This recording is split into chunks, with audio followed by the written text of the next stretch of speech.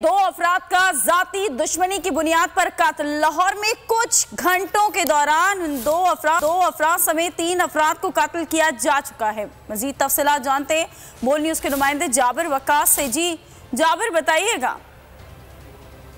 बिल्कुल मौजूद हूँ डिफेंस के इलाके वाई ब्लॉक में फेज 7 में, जहाँ पर कुछ ही घंटों पहले यहाँ पे 2 जो नौजवान थे उनको कत्ल किया गया है, जिनकी शनाख्त शहजाद और हसन के नाम से हुई है। और ये डिफेंस से मुतसिल जो गांव है यहाँ पर नूरपुरुष गांव का नाम बताया जा रहा है कि वहाँ के रिहायशी थे और इनकी कोई बज़ाहिर आपस की कोई दुश्मनी लगती है, जिसकी बिना पर ये वाक़या पेश आया है। और इस वाक़े की वजह से 2 अफराद की मौके पर ही डेथ हो गई है। इस वक्त मैं जैवको पर मौजूद हूँ। और इसी तरह अगर मैं ये बात करूँ तो शहर में इस वक्त पिछले 3 घंटे के अंदर 3 जो है वो कत्ल हो चुके हैं। 2 अफराद को यहाँ पे कत्ल किया गया है, जबकि एक शख्स जो है वो क्लिंटल मार्केट में कत्ल किया गया है।